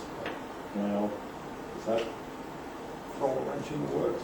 On R1? Well, it's R1. It's not a permanent enterprise. It's not It's not a commercial. permanent enterprise. It's a fundraiser. That's a fundraiser, I mean, that, if somebody was running from their lot, was running their commercial business, that's different, I think. Okay. Yeah, see, and I'm not sure that Audubon is a commercial, classified as a commercial. I personally would not classify it in nonprofit as commercial, but by the same token, Audubon puts out a very nice catalog of stuff that I can't afford. That's for sure. So, And their basically their kayak and canoe center down in Scarlet Marsh is a money. Yeah. It's a fundraiser.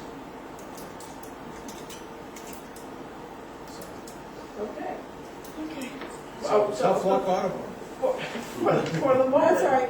shall we That's go with okay. non-commercial recreational facilities until our next meeting when we change it? I love it. Yeah. Okay, that's good. That's- Now, I would like to make a proposal for the last, next to the last sentence, which may resolve the cross-country skiing. Animal husbandry and agritourism uses should be allowed subject to. Does that work? Just the definition. Yes. Maybe allowed. We don't have a definition of agritourism. We can do it. Actually, we do have one coming up. I might have it.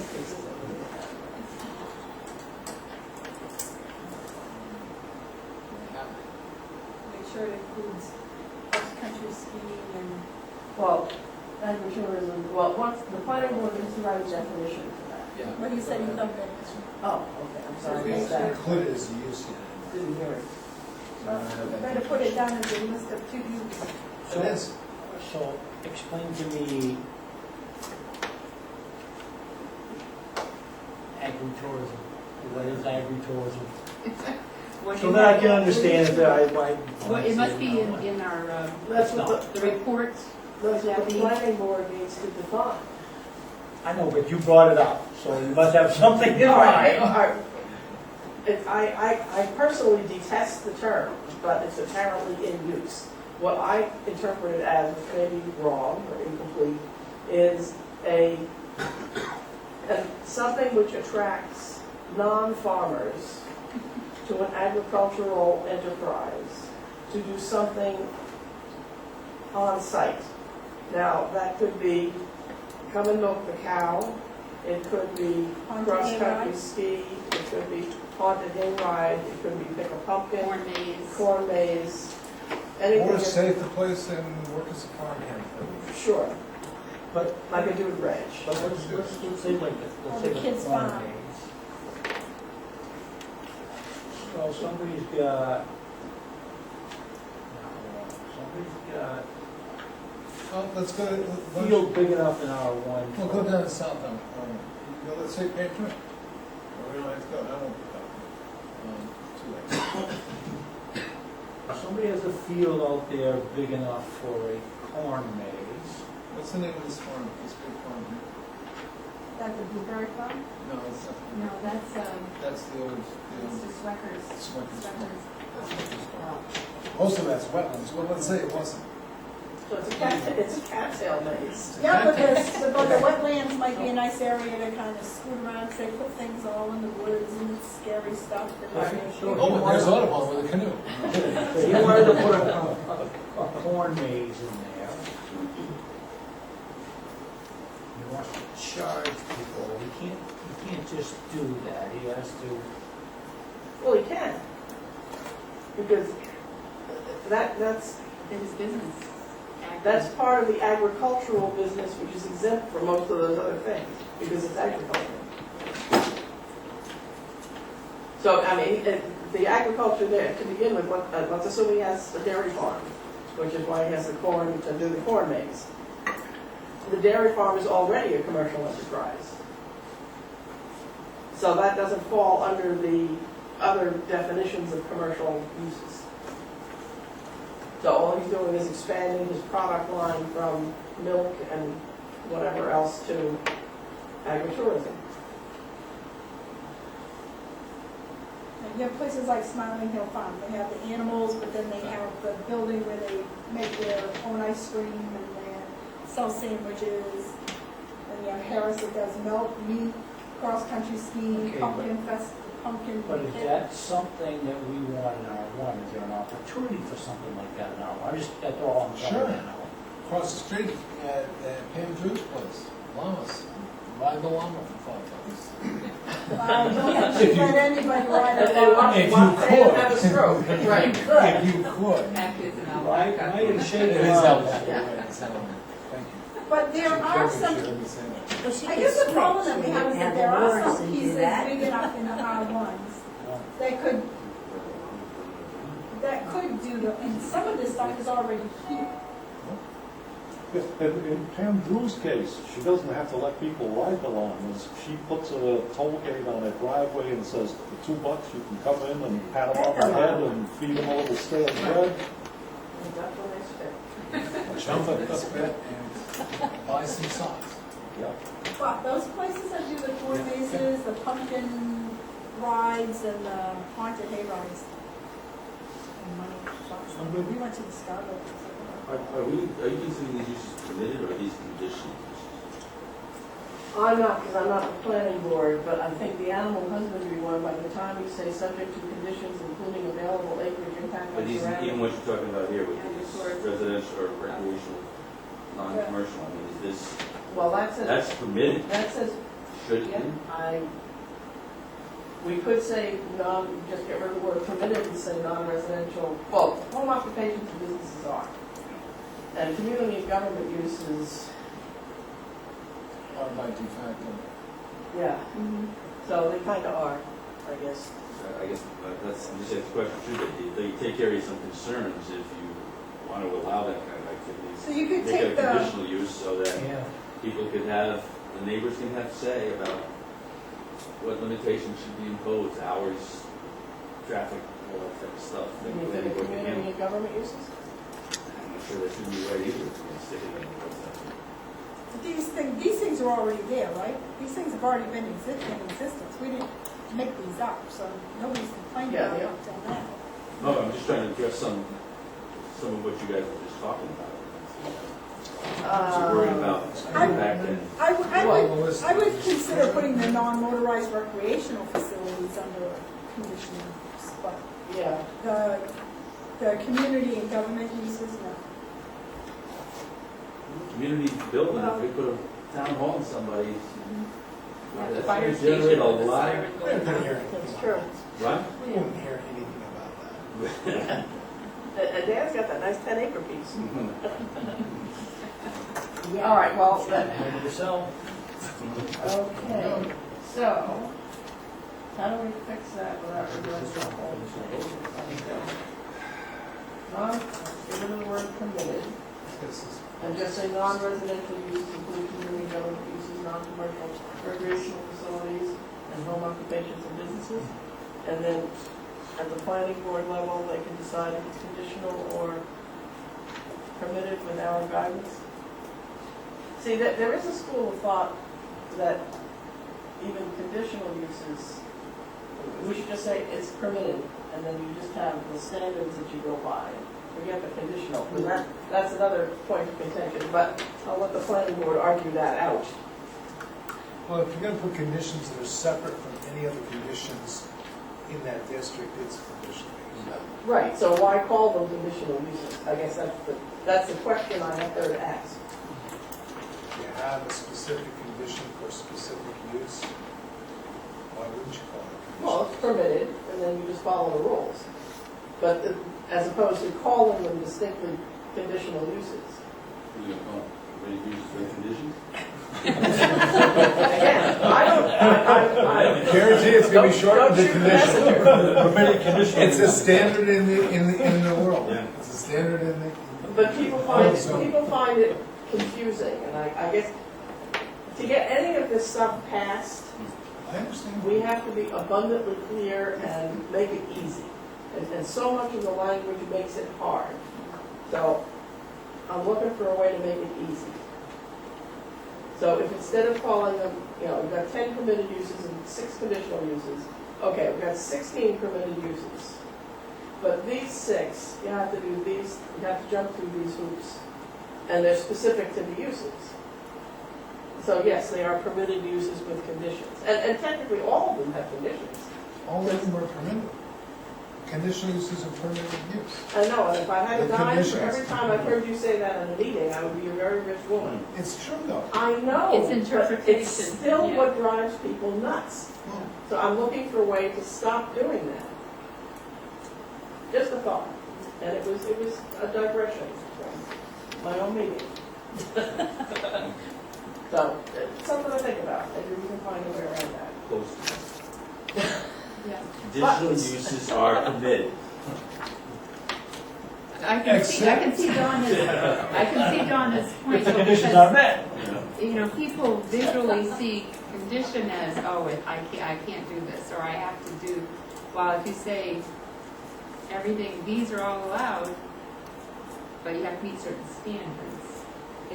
It's just, I don't know, Well, maybe we should need to do an educational program as a part of the planning process to help people understand what a conditional use is rather than trying to redefine something. Maybe we need to educate and help folks to understand a conditional use is that and that. Need to break that paradigm. Okay, if it's You're not going to use that word. a problem that needs solving. But instead of coming up with a new definition, maybe we need to educate instead of redefine. I guess is what I'm saying. Is it common jargon for? Absolutely. You'll find it in every zone ordinance. It's really hard Oh, to. yeah. And it's just, it's a catchphrase that we Is it- term of art that we understand. Obviously, they don't. I need it when I talk to attorneys. Yeah. Okay. But that's something we should probably address some fashion. I think it's So that a clear to good people thing what in the the Arrow. difference It's a good thing in the Arrow. It's a good thing on the website. It's a good thing to teach because nobody knows this. I mean, who wants to sit down and read this stuff? right. I don't know. Yeah, most citizens are intimidated by Yeah. ordinances. Right.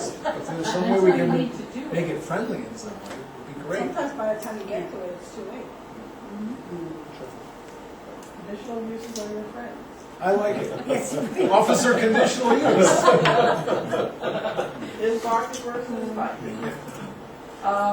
Okay. Do we have a happy paragraph here or not? So far, what we've changed, non-residential uses include community government uses, non-commercial recreational facilities, and home occupations/businesses. Then age-restricted housing and congregate care facilities should be allowed. Uses that generate significant traffic noise or similar impacts will be excluded. Small-scale agricultural and natural resource uses will be allowed, with new agricultural uses subject to reasonable standards to protect adjacent residential areas.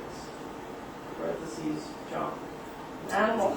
Should that be should? Yeah. On that sentence, that will should be should. Small scale Should be agricultural, allowed. natural resources uses. I had put should. What we put. Yeah. Yeah. What's very quite possible.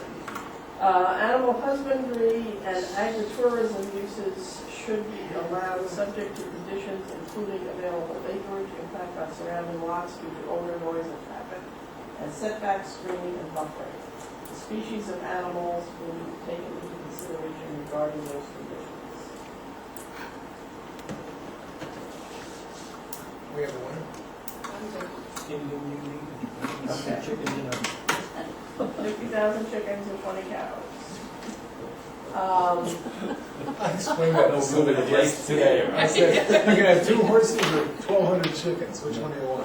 Or you can have a million mice, That's one great.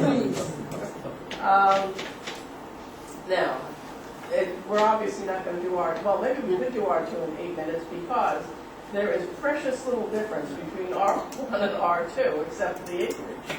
And their uses. Not much. In fact, I did a lot of, copy, bring it down, and just put it in. District is intended to create quality moderate density neighborhoods. Residential uses are allowed a density of 1 dwelling unit per 2 acres, with higher density possible up to 1 unit per acre. For residential projects, so we can make the same changes Yep. there as we did up above to make that happy. Yep. Lot sizes, lot frontages, front setback requirements will be reduced, et cetera, et cetera. Allowed residential uses, and this is really the only difference, will include single and two-family homes as, no, that's not different either. Okay, and then the next paragraph, I believe, is identical word for word. So if we make the same changes there, if we did in R1, Yep. Yep. Uh-oh. What? That's wrong. Oh, stop it. I know. I do have one other issue I do have to bring up. It starts in R2 and maybe we can deal with R1, and that is the issue of contractor yards. We got it. Not home occupation. No, Why? because it's much bigger than home occupation. Plus, we put them in something besides the home. Put it in Home a garage. occupation's been in the home. No, not necessarily. It also involves storage of outdoor materials. So okay.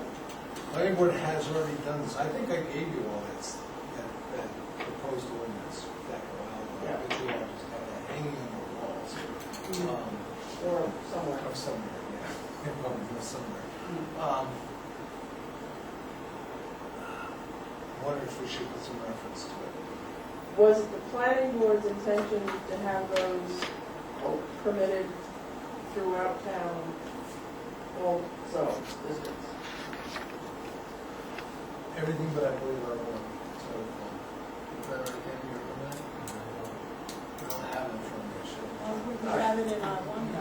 The issue was what we just went through. It- Is there an Yeah, but acreage you got a lot minimum? of, you won't get that fast.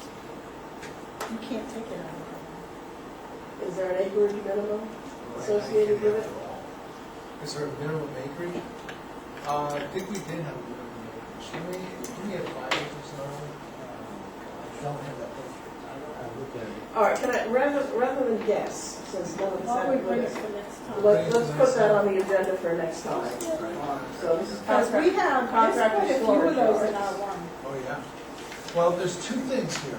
Remember, there's contractor yards. One and two, we have two different levels of contractor storage. Like two different levels of contractor storage yard. I also have the grandfather, well, it's not grandfather, it's basically, it's a registration that when that passes, all existing yards come and register. So legal yards, they come and register in their permitted uses, permitted where they are. So, things like Mark Walsh. What do you mean a legal yard? Well, We they, don't have a definition for it today. no, we don't have it, but we will have, oh, you have it? Somebody's prepared, not me. Okay. Do you want mine? Yes, we do. We have, well, that's for a contract year. I'll have to give you more details.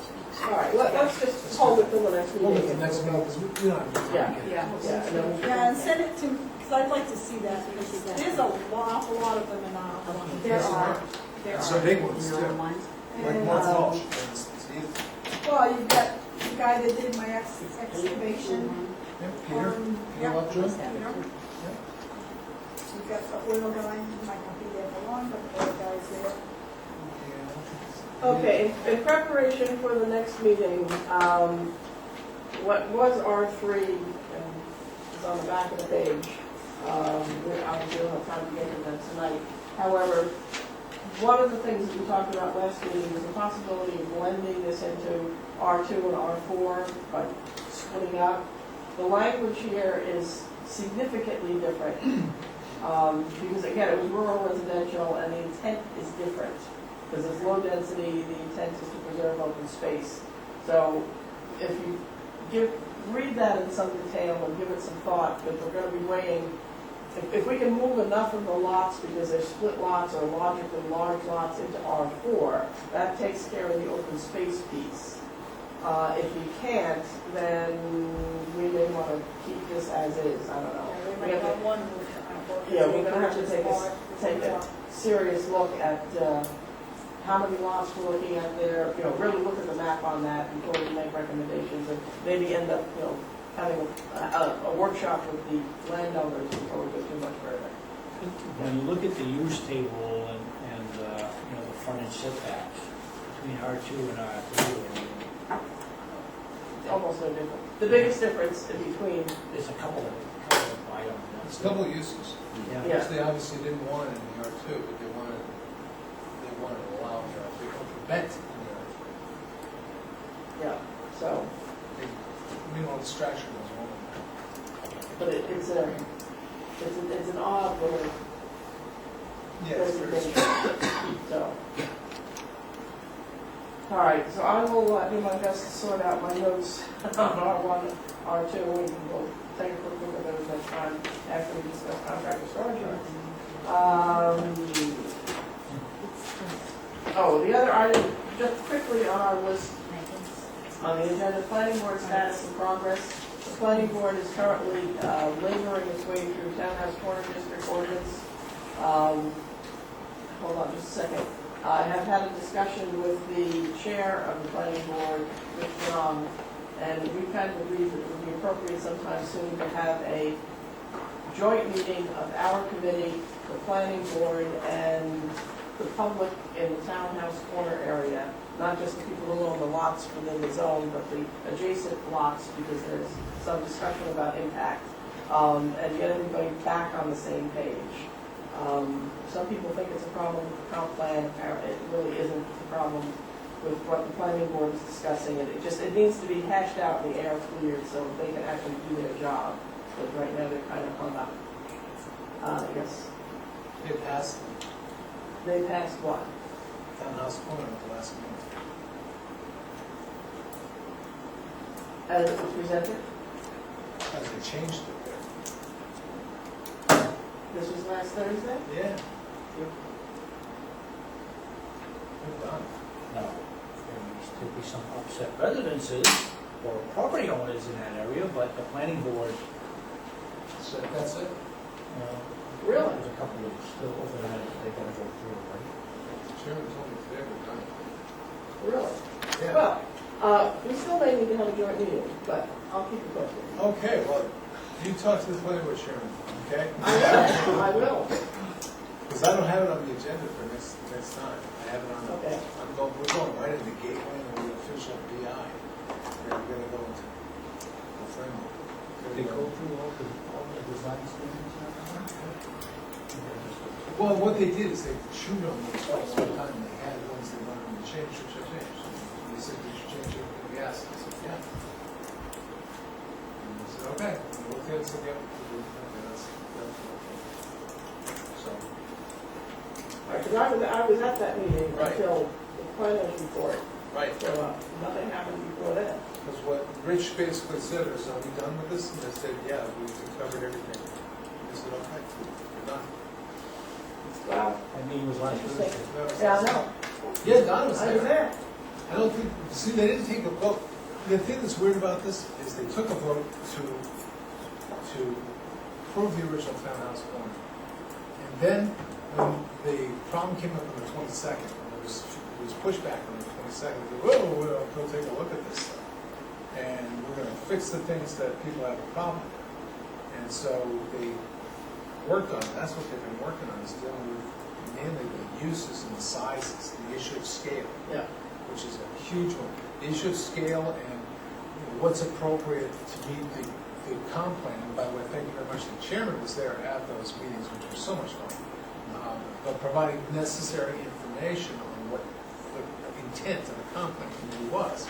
And in fact, reading from the comp plan itself, the approved comp plan. So the planning board basically addressed the issues the best they made their votes. And they said, yeah, okay, we're done. They said, that's it. They didn't vote. favor. To define the district, I think the biggest thing was defining where the district One was was. defining the yeah. district, the Right. second was Eliminating doing. the Define the John district, Lane and then piece. there was the introduction of contractor storage yard, one of the two into the town, whether they would, Well, that was the issue of whether it was Right. critical for those guys to be made. if they're in the contractor storage yard, one or two, they're covered, they don't have to be in the district. And then the other issues were, the biggest things, what do we do with restaurants? And they said, restaurants, we're gonna do it based on square footage. They did that actually the week before. Right. They said, what is the square footage we're gonna do? And they said, 5,000. They said, okay, 5,000 this is, everything's 5,000. Okay, anything else? No, that's it. The only other discussion was whether contractor storage yard, one or two should be allowed in that district. Yeah. Or to include that, there was one area that they talked about, and I talked to Richard too. Because I couldn't make the meeting. There was one, is there like a development or something close to where that is, if they thought they might want to bring it down, but they decided to It's not. John Clough Lane, yeah. Yeah, That- they that- decided there's not to two bring it down that far or something. They Or got not to covered include by it. the contractor storage yard. Those guys are right. And the biggest problem is the neighbors who were objecting the most were concerned about that being in the district and being used for other than a contracting area, being used for industrial or something like that. That's what their biggest issue is. Because that is those lots are about 3 acres, one's 4, one's 3, one's 2.5. Those are the largest lots in the district, next to the old forefathers property. Otherwise, all the other ones are just tiny lots. So 5,000 in most cases will not, is too huge for some of these lots. So where did the northern boundary wind up? It wound up where it was originally. On John Yeah, Clough Ford? John Clough Lane, just like this. This is the So document is you the guys old four, is approved. the old forefathers in it? Yeah, Oh, yeah. yeah, That's that's the right one there, that that's the old connects us to- forefathers, but here were the properties they were concerned with. And it was Okay. these neighbors here that were most, that had a great deal of concern. They also had a great deal of concern about forefathers, for instance, that property, having access to Senate Road, since all the other ones didn't. And that was the only property that did have that access. So these neighbors up in here were concerned about this becoming part of the district. It's not part of the district, so they're not concerned about it anymore. And that's, as you Well, can see, it's, forefathers has always had access, so it was there long, long ago. it's a non-use now, so, the planning board will have to deal with that, whatever use goes in there. And I'm sure it'll be an interesting project, whatever it is. But, Well, the way the district is now, the townhouse corner district, there are definitely more uses allowed in that district than what was allowed before. Yeah. oh, yeah. Which You know, is there was part of what- complaints, I mean, that's they didn't part get of what every was single concerning. thing that they wanted, but, there's a heck of a lot more allowed now than what was in there before. Well, there was nothing allowed. Yeah. Essentially, now it's a business, it's a small business district, but I'm telling you, 5,000 square feet isn't that small. There are still some unhappy folks, but. I'm sure there will be, but, no, you're not gonna make any. But it's a step of legitimizing existing businesses there, and letting them grow and creating a small neighborhood commercial district. How big is Definitely a it? step in the right direction. What values? 7,000. 6,000 on the first floor. It's pretty big, it's a big building. It's a big building, yeah, it's a big Is building. it, it's All right, well, I stand corrected on that because. Well, if I'm mistaken, because I talked to the chairman today, he said that the agenda next week is, let's go. The agenda next week is, No, it's 9 o'clock.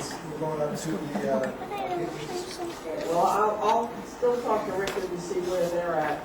We may still need a joint meeting at some point. I would, however, encourage all of you to attend planning board meetings when you can, because the entertainment that I do alone. But no, it gives you a Donna, you can sell planning board meetings as entertainment. it gives you a good feel for what the people in town are thinking. And as we've learned with the comp plan we went through the last round, sometimes you get input that you don't expect, and that's nice to know up front as opposed to a town meeting when you get voted down. I would have preferred that to moving pavers and slate, which is what I was doing. Okay. Anyway, So next meeting, October 7th. I know we've talked about getting the planning board involved. I mean, are we at that stage yet, or I think it's key that we, sometime here soon, we get the planning board involved in what we're doing. Well, I think considering where we are with this, I'd like to figure out what we're gonna suggest for R3, and then bring the planning board in and go over what we talked about thus far, so that they're clear about what we're thinking, and they can ask questions and maybe throw something out, and we'll reconsider something we're suggesting. So we might have missed something, or suggested something that's gonna be untenable. Does that make sense? I'd still like to know the reasoning behind our through that. Maybe we can elucidate that. Well, and I'm sure if anybody in this group knew, they would tell me. I can't see it except for a couple of uses, and that's about it.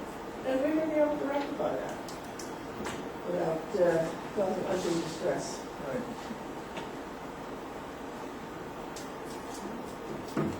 All Any right. motion? Jeremy?